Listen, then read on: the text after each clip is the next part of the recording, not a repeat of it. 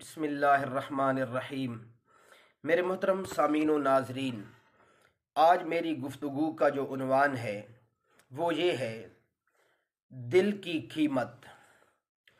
تو دلوں کی قسمیں بیان کرتے ہوئے اللہ کریم قرآن مقدس میں ارشاد فرماتے ہیں، ان اللہ اشتری من المؤمنین انفسہم واموالہم بان لہم الجنہ، سورۃ التوبہ آیت کریمہ نمبر 111۔ اللہ فرماتے ہیں کہ میں نے انسان کے نفس کو اور مال کو جنت کے بدلے خرید لیا ہے۔ اب نفس کی قیمت تو اللہ نے جنت لگا دی، لیکن دل کی قیمت اللہ تعالیٰ نے اپنا مشاہدہ رکھا۔ لہٰذا جو انسان اپنے دل اپنے رب کے حوالے کر دے گا تو اللہ تعالیٰ قیامت کے دن اس کو اپنا دیدار عطا فرمائیں گے۔ وجوہ یومئذ ناظرہ الی ربہا ناظرہ۔ حدیث پاک میں آیا ہے کہ قیامت کے دن کچھ لوگ ہوں گے جو کھڑے ہوں گے، اللہ کی طرف دیکھیں گے اور دیکھ کر مسکرائیں گے۔ تو اللہ تعالیٰ ان کی طرف دیکھ کر مسکرائیں گے۔ یہ کیسے خوش نصیب لوگ ہوں گے کہ جو قیامت کے دن اچھے حال کے اندر کھڑے ہوں گے۔ اللہ تعالیٰ نے جنت کو بنایا تو اس کی کنجی رضوان جنت کے نگران فرشتہ کو دے دی۔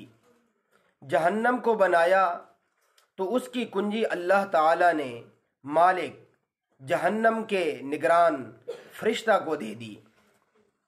اللہ تعالیٰ نے بیت اللہ کو اپنا گھر بنایا اور اس کی کنجی بنی شیبہ کے حوالے فرما دی کہ ان کے پاس رہے گی، کسی اور کے پاس نہیں جا سکتی۔ اسی طرح اللہ تعالیٰ نے انسان کا دل بنایا مگر اس کی کنجی اپنے دست قدرت میں رکھی۔ وہی دلوں کو پھیرنے والے ہیں، وہ جسے چاہتے ہیں الٹ پھیر دیتے ہیں۔ گویا ہمارے دل کا تالا اگر کھل سکتا ہے تو اللہ رب العزت کی رحمت کے ساتھ کھل سکتا ہے۔ لہٰذا ہمیں چاہیے کہ اللہ تعالیٰ کے حضور دعائیں مانگا کریں، اللہ تعالیٰ سے طلب کیا کریں اور فریاد کیا کریں کہ رب کریم، جب ہمارے دلوں کا معاملہ آپ کی دو انگلیوں کے درمیان ہے تو دل کے تالے کو کھول دیجئے تاکہ ہم بھی آپ کی محبت بھری زندگی کو اختیار کر سکیں۔ میرے محترم سامعین و ناظرین، یہ دل کی قیمت کے عنوان سے میں نے مختصراً گفتگو آپ کے سامنے رکھی۔ انشاءاللہ پھر کسی اور محفل میں دل کے متعلق مزید گفتگو کروں گا اور اس کے اوپر ایک بہت ہی خوبصورت حضرت مجذوب رحمۃ اللہ تعالی علیہ کی نظم ہے، وہ بھی آپ کی خدمت میں ذکر کروں گا۔